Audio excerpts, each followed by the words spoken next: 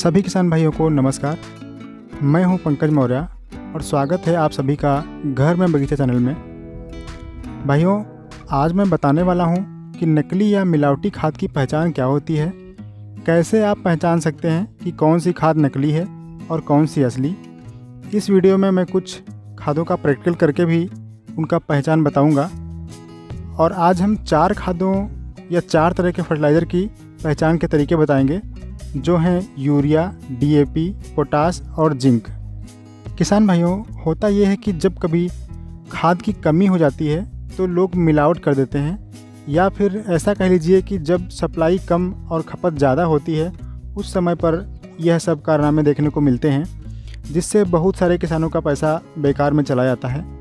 और किसान जब डालता है तो उसके 4-5 दिन बाद जब किसान अपना खेत देखता है तो वह निराश हो जाता है, क्योंकि फर्टिलाइज़र देने के 4-5 दिन बाद खेत अच्छा दिखना चाहिए, उसमें ग्रोथ दिखनी चाहिए, लेकिन ऐसा कुछ होता नहीं है।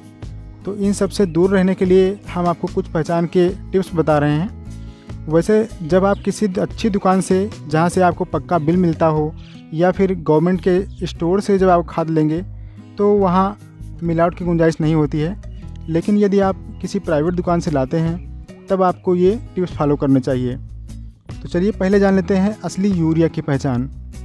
दोस्तों, असली यूरिया के दाने लगभग समान आकार के, गोल और चमकदार होते हैं। असली यूरिया को जब आप पानी में घोलेंगे तो यह पूर्णतः घुल जाती है और कोई भी अवशेष नहीं रहता है, जैसा कि आप ये देख रहे हैं वीडियो में।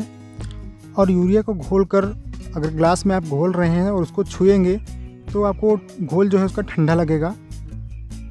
और फिर अगला है यूरिया के दाने, यदि आप तवे पर गर्म करोगे, जैसे देखिए हम गर्म करके आपको दिखा रहे हैं, यदि आप इस तरीके से गर्म करोगे तो वह पिघल जाते हैं, और अगर आंच को बहुत तेज़ कर दोगे तो पूरी तरीके से उड़ जाएंगे, कुछ भी अवशेष नहीं बचेगा। तो ये सभी असली यूरिया के पहचान के तरीके हैं। यदि इनमें से कोई भी एक ना हो रहा हो तो समझ लीजिए यूरिया नकली है। अब बात करते हैं डीएपी की। तो असली डीएपी की पहचान के जो टिप्स हैं उसमें यह है कि असली डीएपी के दानों को यदि आप नाखून से खुरचेंगे तो वह टूटते नहीं हैं और दाने भूरे, काले या बादामी रंग के होते हैं।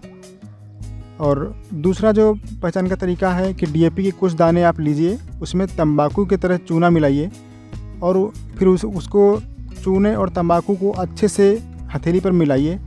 मिक्स करने के बाद यदि आप उसको सूंघेंगे तो आपको सूंघना मुश्किल हो जाएगा, इतनी तीखी स्मेल आती है। तो समझ लीजिए कि डीएपी असली है। और अगला जो तरीका है वो है डीएपी के कुछ दाने आप इस तरीके से तवे पर गर्म करिए और ये देखिए ये पूरा हिलने लगते हैं और फूल जाते हैं। यह भी असली डीएपी की पहचान है।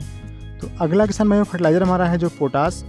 किसान भाइयों, असली पोटास की पहचान 2 तरीके से कर सकते हैं।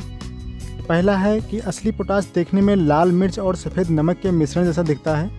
और यदि पोटास के कुछ दानों को मुट्ठी में लेकर उसमें मुंह से हल्की भाप दें, या फिर आप स्प्रे से हल्का सा पानी उसमें स्प्रे करेंगे तो पानी के फव्वारे से जो नमी हो जाती है, उस नमी में वो आपस में चिपकते नहीं हैं। उसका जो लाल और सफ़ेद भाग होता है वो अलग अलग ही रहेगा, मिक्स नहीं होगा।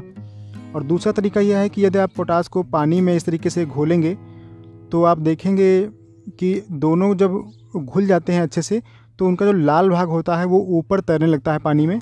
यह असली पोटास की पहचान है। अब बात करते हैं जिंक सल्फेट की।